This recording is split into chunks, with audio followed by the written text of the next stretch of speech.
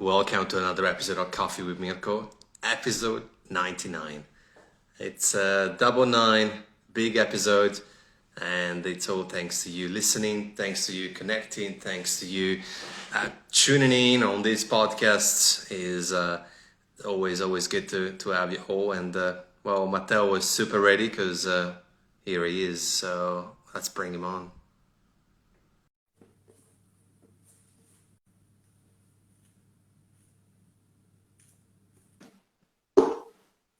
Hello. Good morning, buongiorno. Can you hear me? I can hear you. Sorry to make you get up super early in the morning. No. Don't worry about that. Don't worry. It's just like the light is coming up now, so we need to be patient. Yeah, we need to be patient. Yeah, man, amazing. That's exciting. Congratulations on your 99th episode. Well, you are the 99th episode, so congratulations to you. I am lucky enough to be inside this 100, right? Yes, well, I'm lucky to have you here, and thank you for tuning in, man. Really appreciate it. And Veg already started with the joke saying two Italians talking about coffee.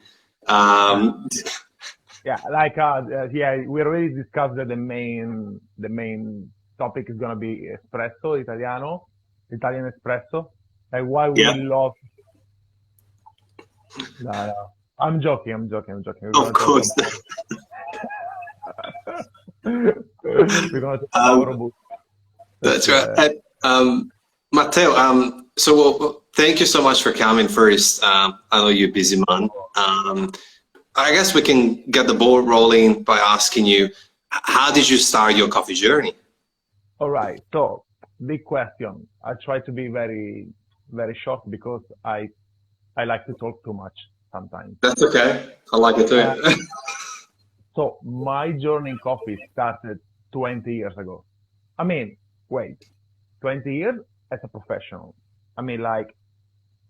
Working. But I'm from Italy, small city, Italian family, and we used to have, when I was a little kid, 7 years ago, we had a little gaja, one group at home, or mocha pot. That's what you drink your coffee, your family coffee every single day. So, my father, Matteo, go to make the coffee. Is the father saying, go to charge the machine, macchinetta. That's how we call it, and you start to make coffee at home, but without know anything, but it's the habit, every day making the coffee or mocha or start to, pack the espresso, maybe channeling all over the place, but that's the start. And then when I was 15, my first job was, seasonal job. I'm from a seaside, so there is a lot of opportunity for seasonal job, and I got a spot in a cafe, and I started to make espressos. Also, at the same time, I started my high school, and I was doing I don't know to explain to English people all the time. It's about a restaurant and cafes and bars, and you basically it's 5 years where you learn about restaurant management or hotel, and then you need to decide a section. Like when you want to split, you can become a chef, so study more cooking. You can study more like receptionist, so more languages, more communication with a customer, and then there is a bar session that is cafe and cocktails. So I studied that, and while in the meantime I was working in restaurants or hotels and doing waiting, and all this kind of hospitality job. So I started very, very, very early in my life. And but nothing compared to what we're doing now. That's the reality. But it was about it's good sometimes to have a very solid base. I have a very solid base.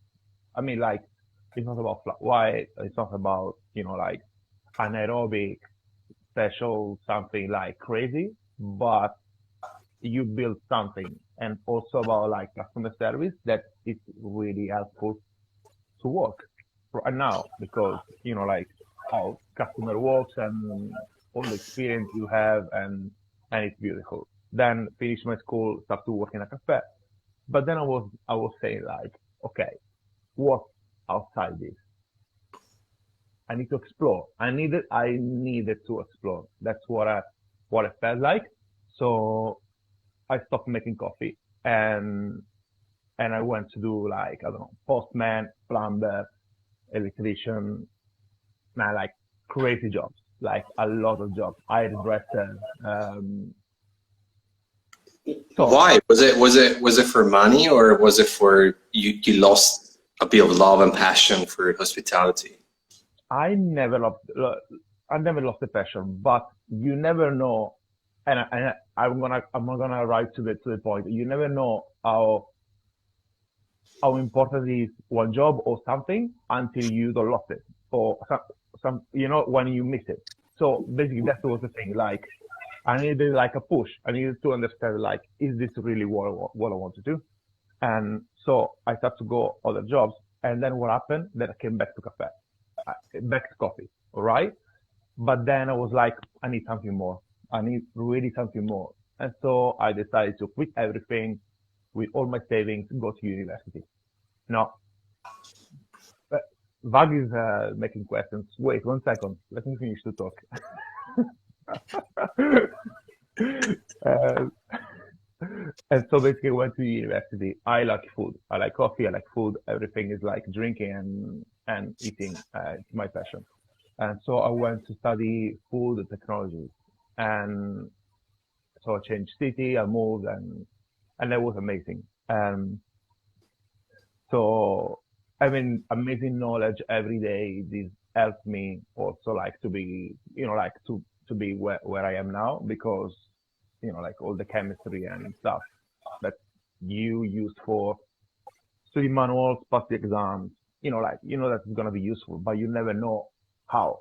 And, and basically, yeah, like, I did university, I graduated that, and then my plan was to continue to study, continue to do research, and I moved to London. I moved to London, and basically my plan was to be here 6 months to study English and then move to Belgium to do a master degree in international food science. And yeah, that was 6 years ago. So And you're still there. I'm still here. I mean, like I fell in love with the city. It's amazing, and the opportunity that this city can give to you is incredible. I don't know, like spending 1 year here is like spending 5 years in Italy, even more. Because yeah, everything moves so fast. You can change career very quickly. You can learn a lot of things. There are a lot of like amazing people living here and working here, helping you. It's like a lot of communication. And so I decided to stay here. And actually, I didn't study any English. I started to work in coffee and like you start to get this new thing. Like, just like, what the fuck, why? Like, what is this? And, like you start to research, start to study, because that's my mind. My mind is about research. And my mind is about like, what, what's behind this? Why this? So like I start to be more into, but there was a moment where Ilona said, okay, let me try something else. Okay. Because I studied university, I have a degree. I study coffee as well because my thesis was on green coffee. But like I want to explore something else. So I found a job in the office for 1 year. So I start to do consultation for food safety to companies like uh, restaurants as well, mostly factories that were making food, and I was the consultant for keep the food safety right.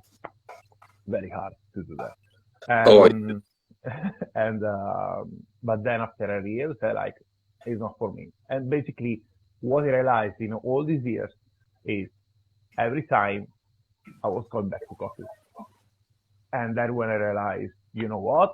I tried for several years, and that means that my life is in coffee.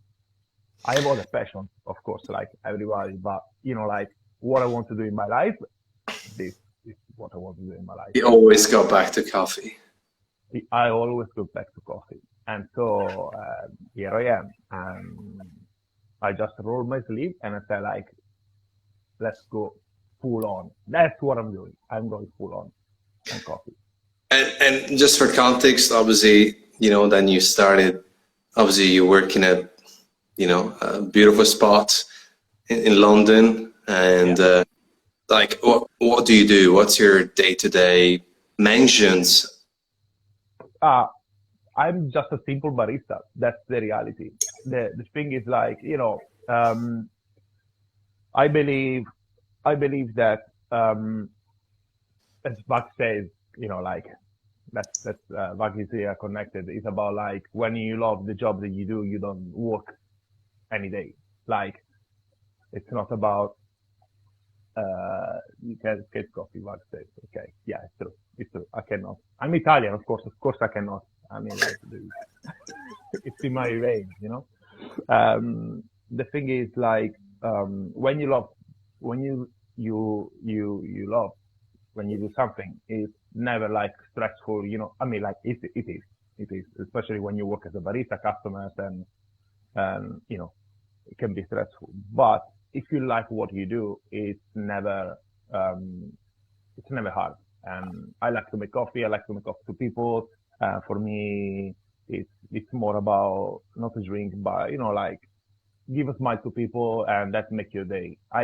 Barista can make days to people just with a simple coffee in the morning, small chat, and that's something that I really like. I really enjoy, and what people didn't realize is that can be a real job, barista. It's not a momentary job, because what I see here, especially like in a big city like London, and it's normal. I mean, like even in Italy is the same, you know, like you get your temporary job as a barista because, you know, like there are plenty of jobs, but can be a serious job, can be very serious. And I think like people sometimes they don't really understand that, or how hard it is to make an espresso, or because for people they see from the other side just a guy pushing buttons and that's it, easy, all right. But what I realized during the after the first lockdown here in London, what happened is that a lot of people bought espresso machines for home, okay, because the cafes were closed, so they start to make espresso at home, and they realized that it's not easy. That's what I realized. And Yeah. and they start to ask questions. So like when we reopen the shop, they start to come to us, buy beans, and have to say like, I have this coffee machine, but I don't know how to use it. It's not coming good as it's coming here, you know. And you know, my answer is all the time, well, you know, like you cannot, for sure, you cannot have the same quality because that machine might cost £500. This machine may cost 30,000. So like the quality of the machine is different, but also it's about the quality of the beans, you know, but also it's about the manual, like the skills that the person has at home. And that's the reality. A lot of people, they ask me like, oh, I want to buy a very good machine. How much is that? So like, well, you can buy like 4,000, 5,000, it's not a problem. But more expensive you go, more skill is required. Mm. Because if you want to get like a professional machine for home, and then you need to know how to make coffee.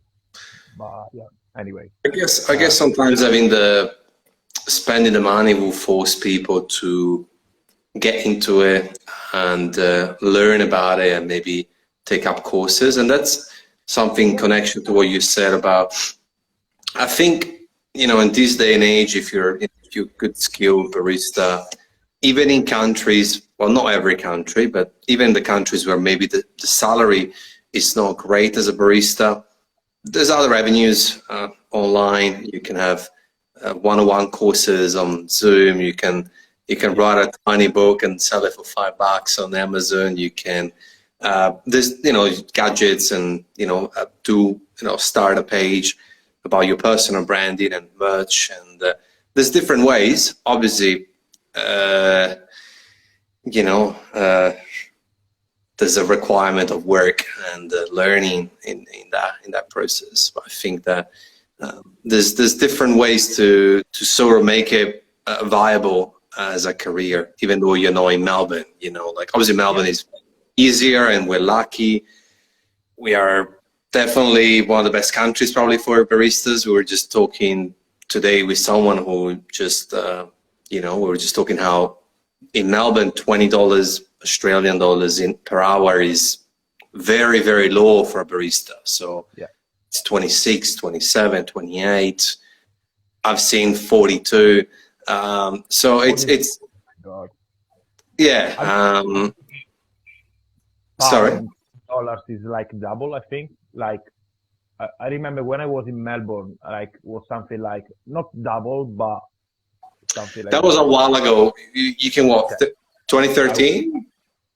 20. I've been there. No. It was like 2017. 2017. I think that. All I know, average is that 10 euros. It's like $16, give and take. But what about pounds? No idea. It's fine. No, the thing is, yeah. No, the thing is, that is a really good point. It's also a really good point. The living wage, how much a barista earns. That's the reality. Is sometimes we are not very, we are not valued sometimes for companies, or we're just like the guy that make coffee and they think that everybody can do that. That's the reality. But time you give time to this can be a process where people just have to change mind, and as everything they need time. It's also when you talk about Italy, quality of coffee of Italy, we have a very strong tradition of our espresso, and it's very difficult to check out from the people habits, that's the tradition. It's very strong. But I'm saying that it's changing. It's changing because there are new people, new professionals. They are very they want this to change, and I think it's gonna take maybe a generation to make it work. But I'm sure that it will. It will. But you need time for that. I hope so. I think, it will definitely take a very, very, very, very long time. And it can only happen, in my opinion, if the boutique shops and the boutique roasters in Italy, they sort of, I'm not saying go hand in hand, but we need to start to look at what the bigger guys doing. Because at the end of the day, even when I was 15, so that's like a long time ago, I remember when the first Zara came to Verona, and I'm from Trento, or, when girls or guys would go to New York because they were lucky to go there for vacation, it was all about the big brands. So Starbucks was I gotta get Starbucks. So I think if we kind of have a little bit of I know it sounds terrible, but I had this conversation with Andre Eierman, and he was talking how we tend to demonize the bigger guys, and there's a reason for it. There's certain things that are not cool, certain drinks packed of sugars and syrups and powders. Yeah. But there's definitely, they nailing the branding and the creating a hype for it. So then people justify paying $5, $6, $7 for a pumpkin spice latte. And I've seen it. Friends of mine who just walked in with a friend of mine recently who wanted a cold drink, and I obviously didn't have anything there, and my friend ordered a gingerbread latte, and gingerbread man, the cookie, and to me it's crazy, and it was $7.20 for a what they call it, the medium size. I don't know what they call it. So, but I kind of like it in the sense of that they're gathering people and they're pushing more and more the concept of having a good coffee. So potentially, you know, we just gotta see what happened in Milan with the Riserva.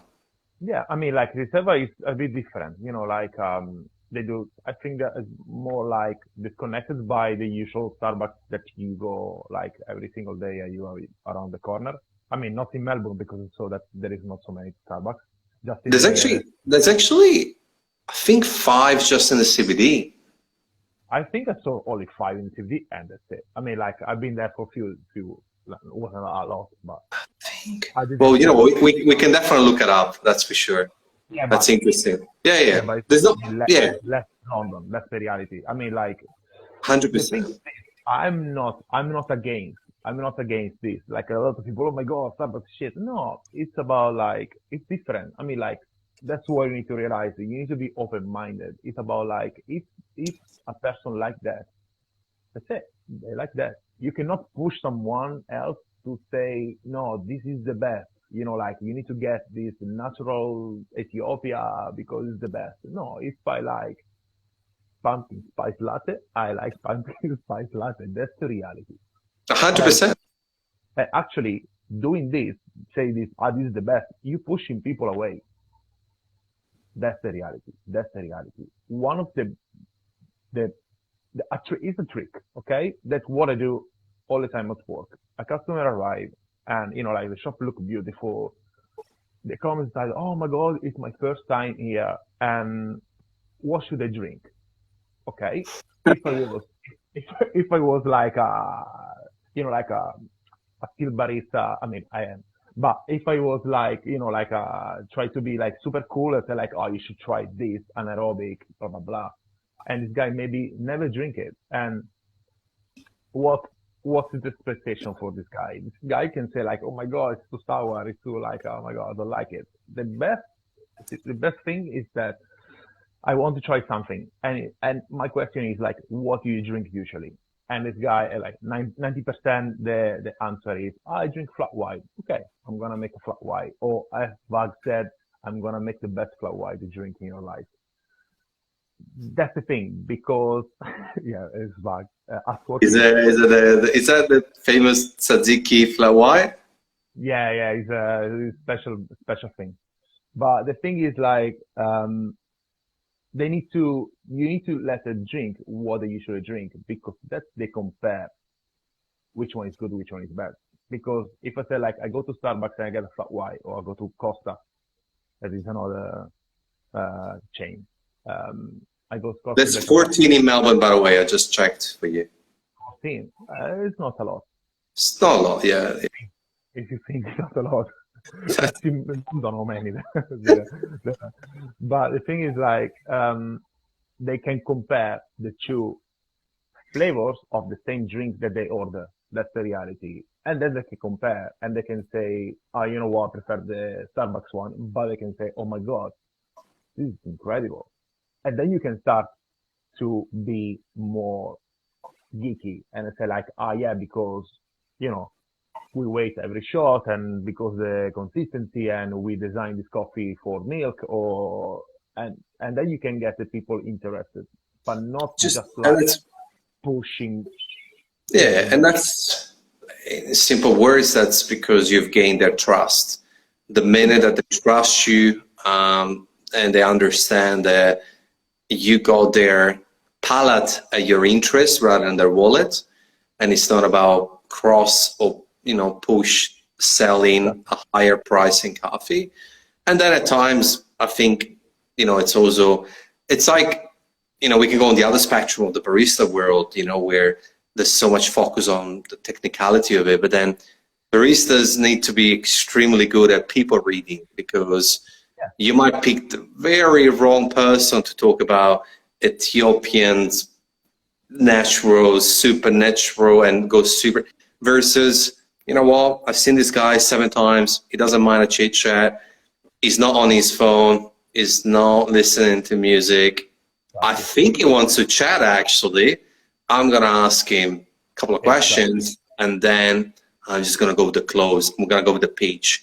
I think at some stages require, but also it has to have something extremely disruptive. I feel like I had a good friend of mine who's already in coffee over at my place, and at one stage I brewed him a beautiful coffee called Nikis. No, it was Percy from 90 Plus, Yeah. and and I bump into him today, and he's like, I can't stop talking about that coffee, and he's already working for a very cool coffee roaster. So I think once you disrupt and give someone something that's just like they will remember it for a long time, that's Yeah. it. You're winning. It's like when you go, I don't know. I mean, like, it's like in food, like, or in wine. You get like a really incredible champagne, just for an example, okay? You don't drink champagne every day.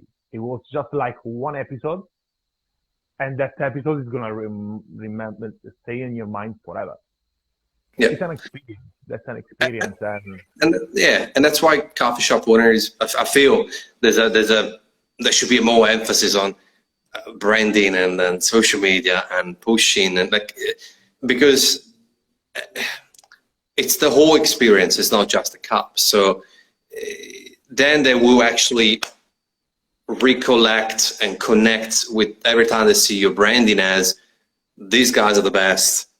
They do cracking coffee, good service, and all the list goes on. So the sudden is that you become an institution, and every time that they talk to someone about coffee, they're like, these guys or those guys. yeah. Definitely. Matteo, I think you know what's coming for you. Hopefully you're prepared. Uh, Halfway through the Prepare. episodes, we asked the out of the box question. I'm sure you've heard it before. If you could, who would you like to have dinner with? Oh, that's amazing. I know. I was expecting this question, and to be honest, one person, right? Sure. One person. I have a question. After counter question. It has to be coffee related. Oop. Anything, anyone, Any. live, dead, from the future, it doesn't matter. Really? Okay. So, oh my God.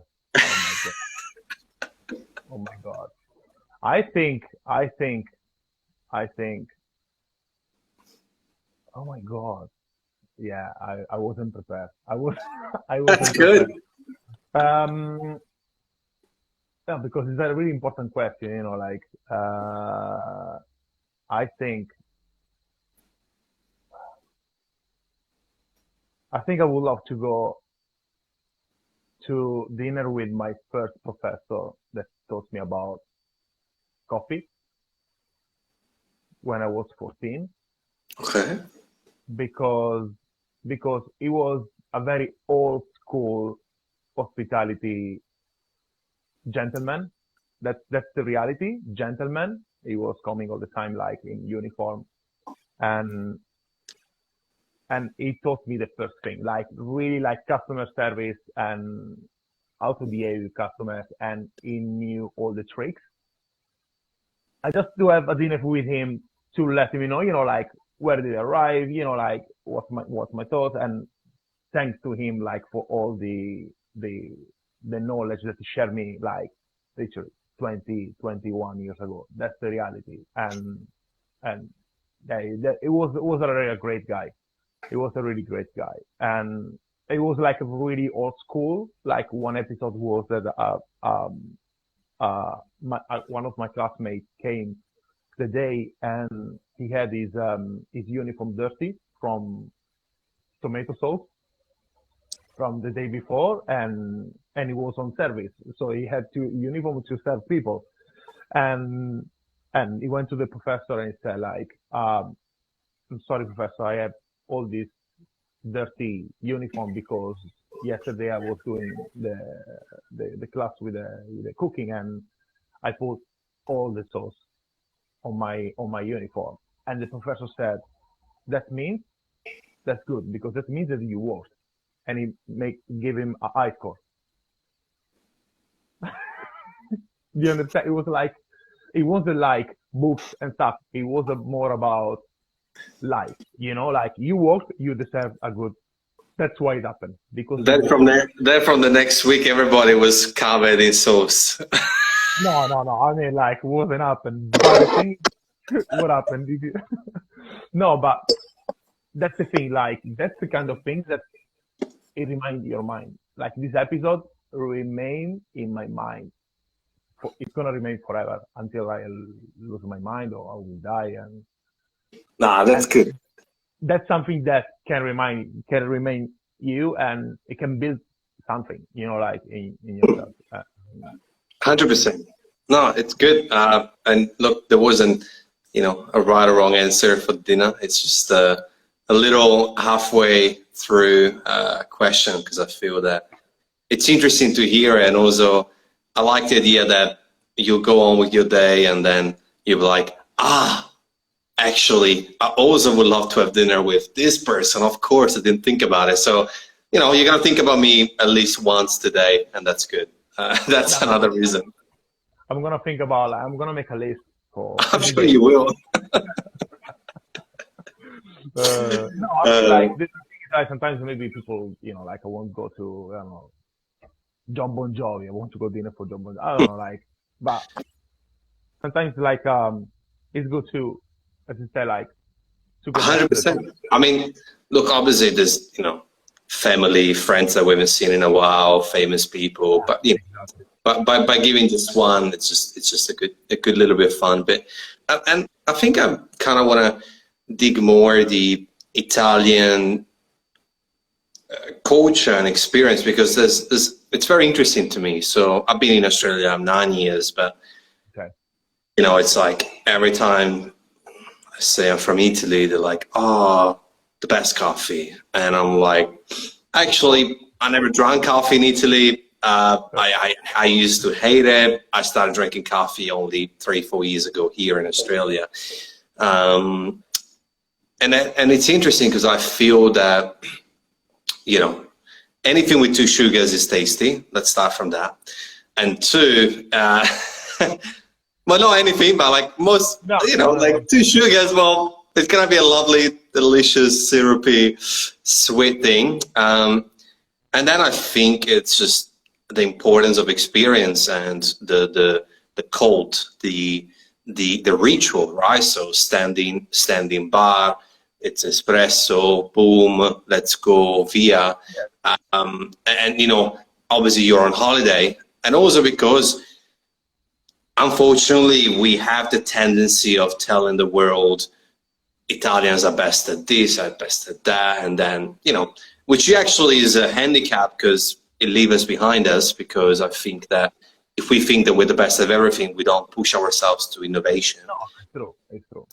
And I think that, then, so that's the foreigners looking at Italy. And then we got our, fellow Italian citizens where I really like what Tostato, my friends from Tostato, are doing because I went to visit them in Brescia and they do have a, let's call it specialty coffee selection just because it's easier. But then they still preserved this, you walk in and the way the shop is set up is, if you want to just have your regular Italian coffee experience, you're welcome. Espresso is just a little bit more expensive. I think it's €1.20 from memory. But it's like, then you go the other side of the shop where you walk in, you start looking and reading, and it's like, oh, that's something different. But they preserve the Italian experience of a bar, because you know what a bar is. Everyone thinks Yeah. bar is just alcohol, and yet they can initiate conversations around, obviously, the other side of the shop. What's your take when it comes to your Italian friends or people who visit Italy? Yeah. Okay. So the thing is this. Okay. I want to say something. First of all, so I know like I have too much talking. I'm Italian, and to be honest, I like when I go back home, I like to have an espresso, Italian espresso. It's Italian espresso. It's not about it's bad, it's good. It's not. It's a quality. Okay, that's what people need to understand. Quality, and what's the definition of quality? definition of quality is very different than what people think. Quality is not the best or the worst. It's not about high quality. That means that it's the best. No. Quality is a standard. Quality is an experience. Quality is very subjective. That's what is there is no definition of quality. If you go around, you find like different definitions, but that's the thing. Quality is about like when everything is standardized. That's a quality standard. SCA is a quality because a standard, and that's the quality of SCA. Italian coffee, that what they serve, what people do, it's a standard. It's not made, okay, you know what, today let's roast in this way and tomorrow maybe another way, whatever the beans coming out. No, it's about like control, but the control in certain way. And if that's what Italian likes, that's it. I mean, like if Italians like that kind of quality, Italian quality, that's good. I mean, it's not bad, it's not good, it's a different quality. And that's what a lot of companies, they believe in that. That's what they believe. If you talk with Illy, they believe that the coffee needs to be 11 coffee blended together. They, you know what I mean? They don't believe in single origin. They believe in the blend because that is the Italian blend. Italian coffee is the blend. For That's me, the reality. for me, that's okay. Like up to there is okay. The part that I'm not, the part that bothers me is more that's okay. Like you know, there's a taste preference. I like it this way. You know, when my parents came to visit in Melbourne, the first thing mom did was went to the Italian supermarket, bought mocha pot, Illy. That's it, yeah, right? Like I took them everywhere else, but yeah, that's fine. That is not a problem No.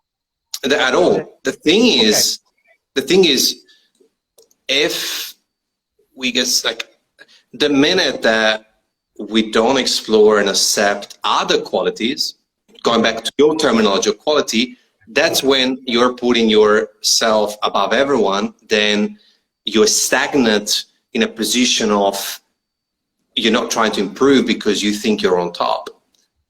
Yeah, exactly. That's the thing. The reality is this. Now, they're gonna kick me out from my country when I come back. The reality is Italians, they don't understand anything. We just drink it because, as I said, like when I was a kid, I wasn't researching for coffee. It was already at home. You understand what I mean? My father was like, that's where is the coffee in the tin and just fill it. And that's what you drink. It's not something that you start to research. It's something that you already have at home. So it's more like a tradition. It's a ritual, and that is the ritual. And as I said, like the thing is like people think that we are on top. It's just because that's what they live every day. People that never travel, they don't know anything about what's outside. Every time like I come back, I bring some coffee, I bring my, you know, like hand grinder or whatever. And I go to places where, you know, like people that know I have to make coffee for people, I blow mine because that is something that they never drink. And that's what I say. Like, that's what I say. People, they can change. That's the reality. But I believe more they can change when, so the Italian ritual is about like having this cup of espresso with a, you know, single shot, let's go single shot. The easy thing of Italy, that's why I believe it's easy to change in Italy, is because you don't need to change the cup. So you don't need to tell to someone from drink espresso to drink filter or to drink, or from instant to drink espresso. Okay. You just need to change what is inside. So you just take out the old coffee and just replace it with a new one. All right. And they're going to drink it. Of course, like if it's something like very weird, they're going to say, oh my God, what is this? But there is a way to make the product that's inside a bit different, that is a bit tastier.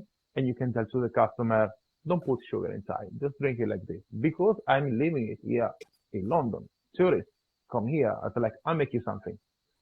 But I'm not going to make something weird. I'm going to make something that is very similar, but it's a bit better. Because sometimes controversy creates controversy is an interesting word because like it creates a bit of a buzz, creates a bit of a talk, right? It's like, oh, this place, this is happening. And it just popped in my head when you were talking about that. It's absolutely correct. Like, it's just a matter of replacing what's in the cup, not the actual cup. I guess that an interesting element would be, there's actually, I think it's 2 shops. But anyway, there's definitely a shop in Melbourne that's famous because they don't have sugar. No matter what, if you ask for it, if you beg for it, they just don't have sugar on site. They don't have it in the sachet, they don't have it in a little jar, they don't have it behind the bar. And if you ask sugar, they're like, we don't have any. Yeah, which would be very interesting, more than any other places in Italy, if you had a shop without sugar.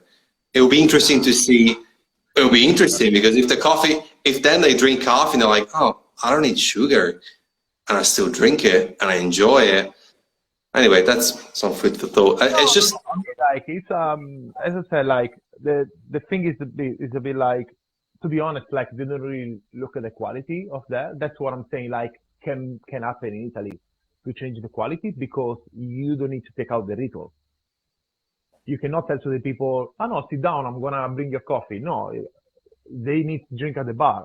You understand what I mean? It's the ritual. Yeah. It's what you drink. You drink. Can we, I guess, then change the mentality of the producers, of the professionals in it? Because if, like you were saying, you know, nothing wrong again with Italy, but like when they turn around and say, well, this is it, that's how coffee should be drunk, that's how it should be made, we're the best, it's okay. The minute that you say, no, Australian coffee, rubbish, American coffee, rubbish, UK, forget about it, then I think you lose a little bit of credibility because, like, you know. The thing is, like, it's not about Italy says on top.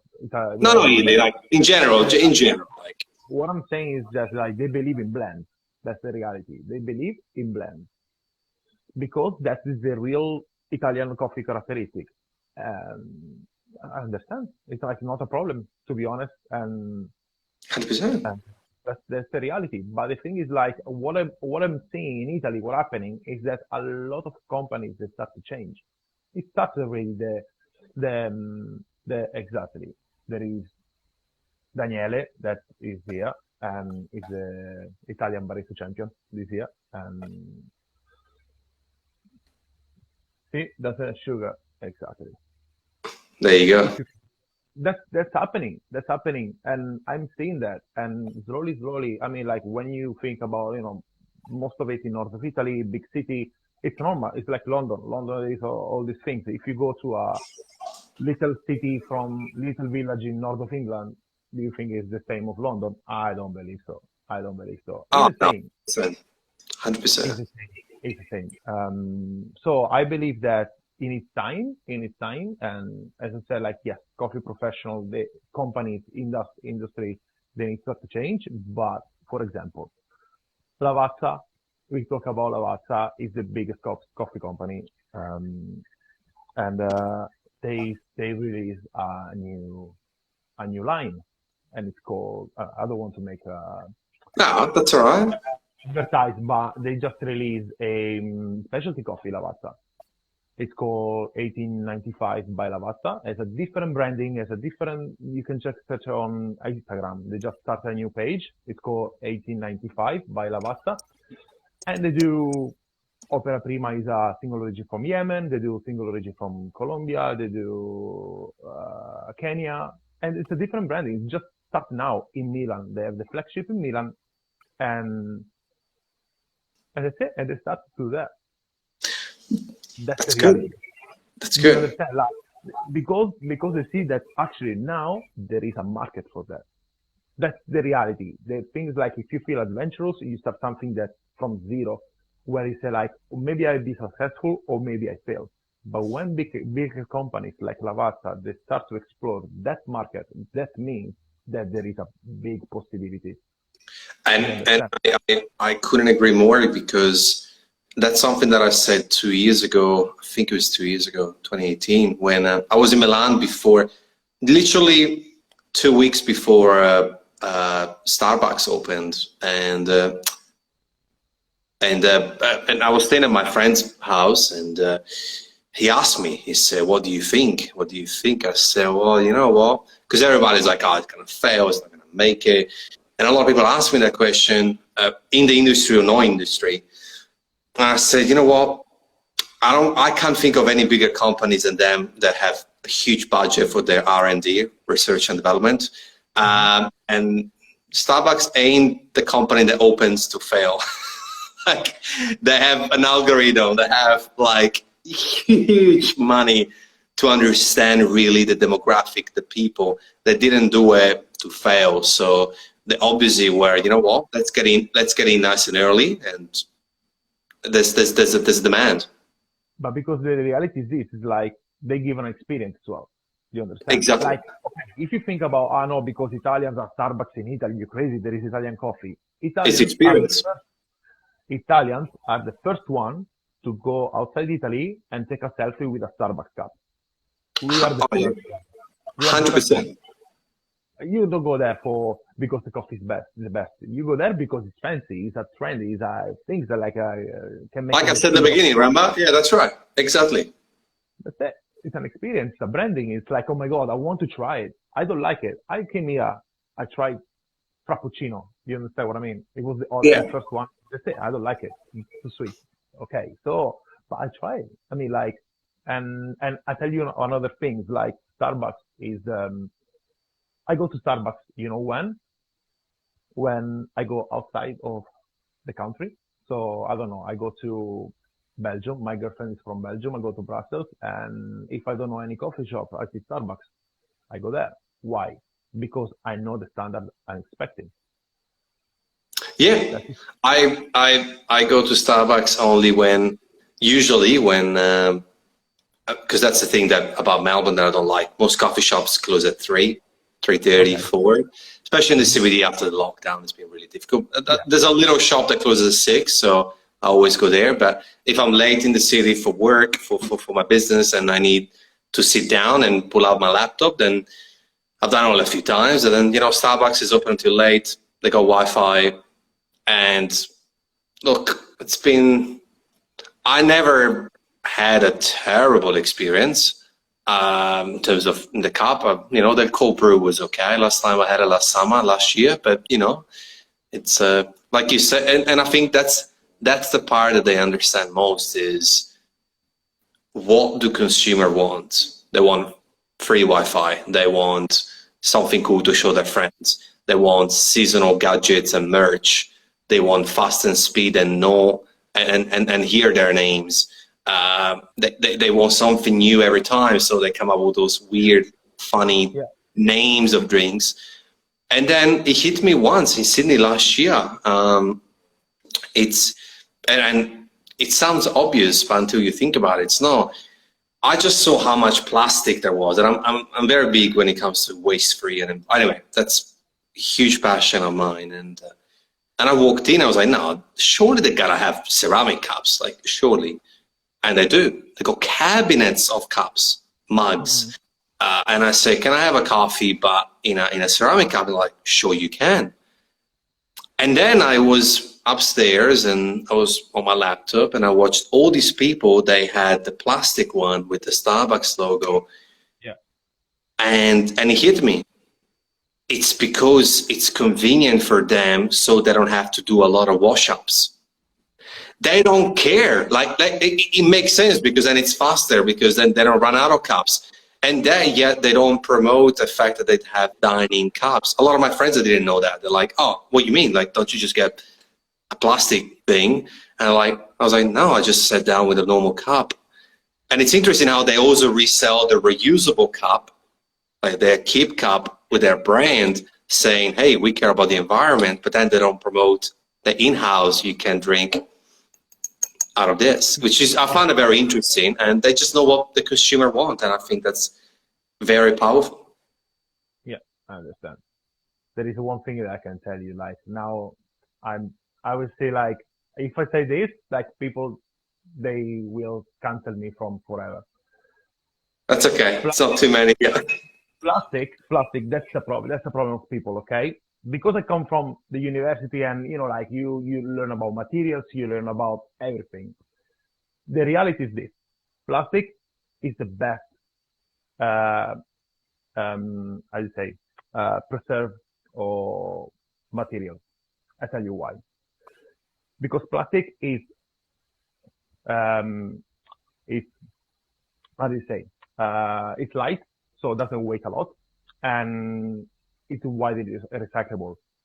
The problem of this, the problem is not the plastic, it's us, because we don't know how to use plastic, because it's recyclable, but we throw it away. That's the reality. Okay, if you say like glass is better, yes, okay. To ship a container with plastic bottles or a container with glasses bottles, okay, who weighs more?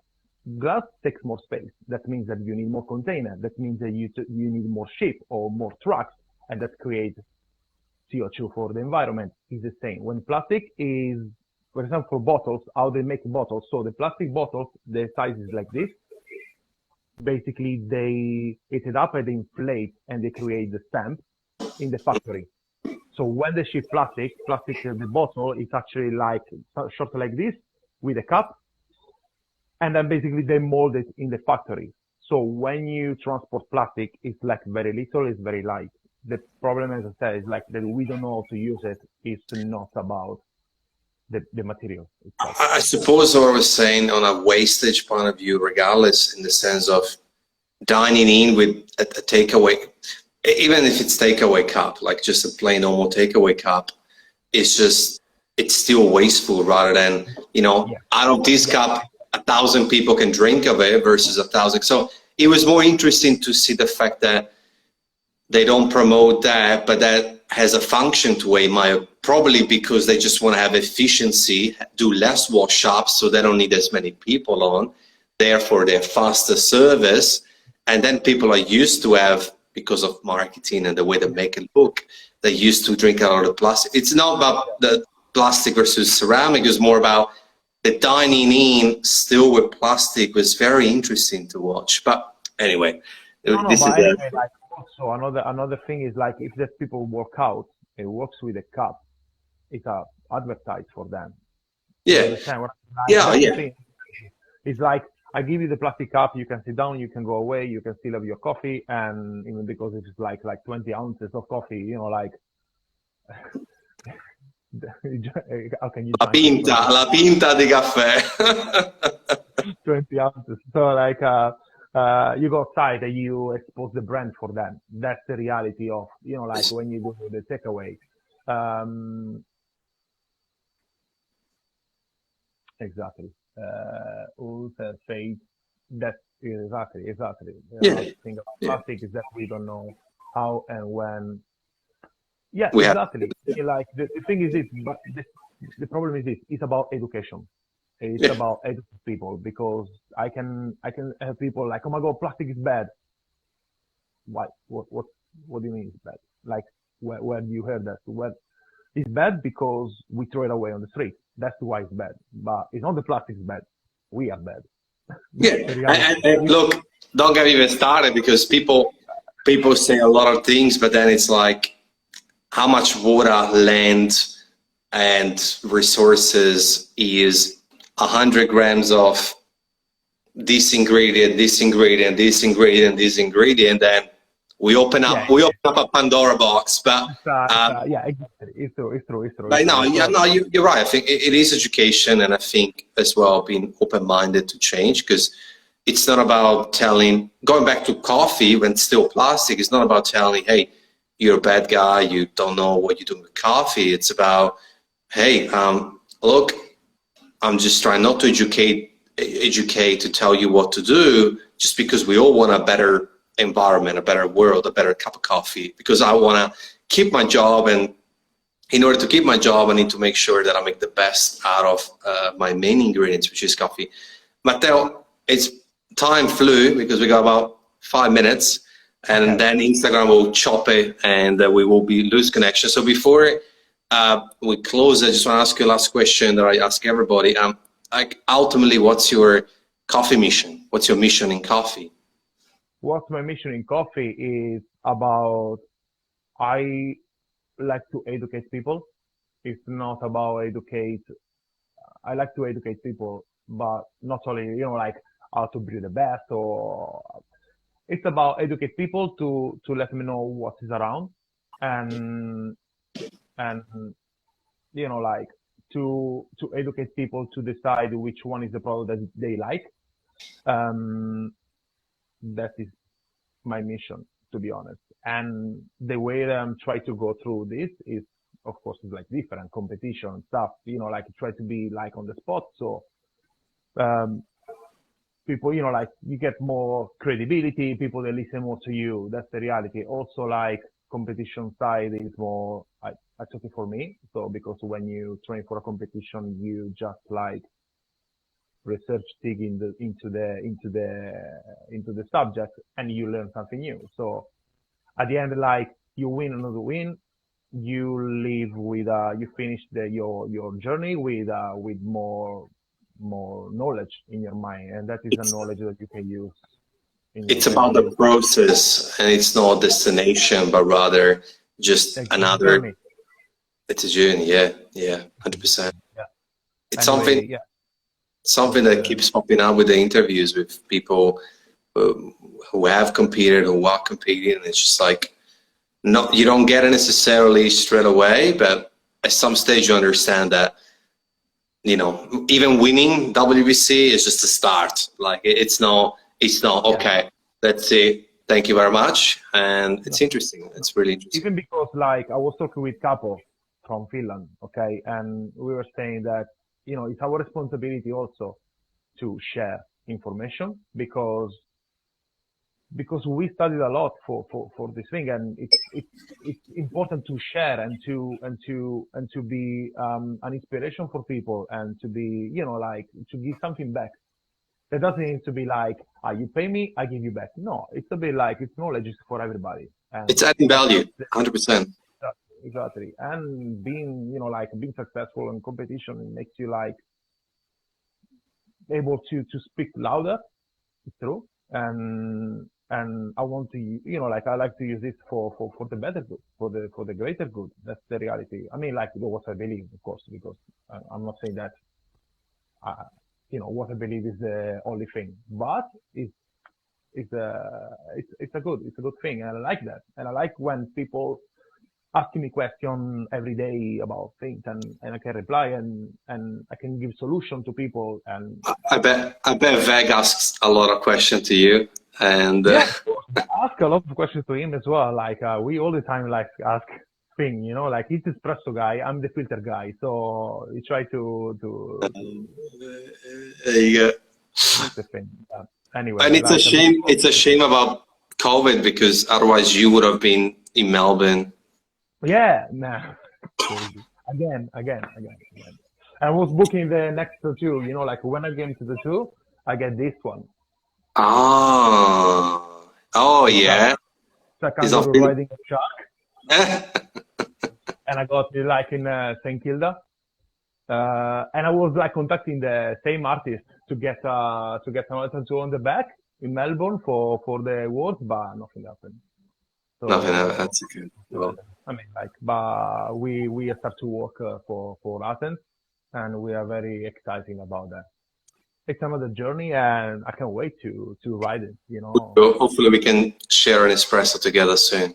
Yeah, we will. No problem. Anyway, before you finished, and you said something before, and it was like something curious that I want to tell you. That you were saying that Italian everything they do is the best, right? Not Like everyone, but like there everyone, can but be. like we are the best pizza, we are the best coffee, we are the best ice cream. But actually, funny thing that one of my best friends is in Melbourne. He's Australian. He's from Italian families, but he's a second generation Australian Christian. And I remember when we worked together in London, he was telling me all the time, the best pizza is in Melbourne. The best coffee is in Melbourne. The best thing is in Melbourne. The best croissant, the best barbecue, the best everything was in Melbourne. So I want to tell you, just be careful there, because you can be the next Italian. Oh, I was just more referring to my Italian friends here in Australia, and just the conversation. For me, I think I think every city has certain things, and we all have. But it was more on a more very broad, generic level in But terms of. it's true. It's true. Yeah, But it's true. you need to go out more from Ligo Street. That's the reality. That's right. That was good. All right, Matteo. Thank you very much, man. I really appreciate your time, and I know Thank you very much for inviting me, and it's hopefully we're gonna have another chat soon. and hopefully. Actually, we will next week. Just before leaving, it's a very important event, and it's called Brewing Marathon. You can search it on Instagram. We're gonna run a 24 hours live with guests every 30 minutes, and Mirko is gonna be there. You need to send me a picture of you. Oh, that's right. Keep forgetting. And, yeah, I'm gonna text you every day. I mean, like every hour now. And it's really important. We're gonna run a campaign for raising money for Rwanda, the landslides in Rwanda and in Panama and Honduras as well, because the hurricane Eta.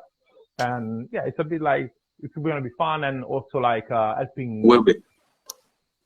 producers who needs more than us, to be honest. That's 100%. and yeah, stay tuned, and I wish Thanks, you like brother. everybody stay and live good life, healthy, and drink all the coffee that you want. You don't need to care about if it's robusta or arabica. Uh, Just enjoy. exactly, just to be good, enjoy, and that's it. Perfect. Thanks, man. I'm just very cautious. It's gonna cut it. So, all right. Thank you, brother. We'll see you soon anyway, and we'll hopefully share a cup of coffee. We will. Ciao. Bye. Have a good Ciao. night. Bye. Hey, have a good day. Bye. Ciao. That's a wrap. Thank you very much, everyone who stayed here. Thank you, Matteo, for coming. We're scraping for time because soon Instagram will chop it up, and I'm very always concerned about that. Give us a 30-second countdown. Hope you enjoyed it. I hope you're well. Tune in for that event. It's going to be a marathon of interviews, new guests every 30 minutes. You just heard it. If you're new, thank you for being here. We have other 98 episodes to listen to in the form of podcast, IGTV or YouTube. Check them out. We're going to have episode 100 soon. And yeah, I look forward to see you all. And if you're not new, thank you for being here. Always appreciate your support. Whoever's in the chat now, thank you. And have a good day or a good night.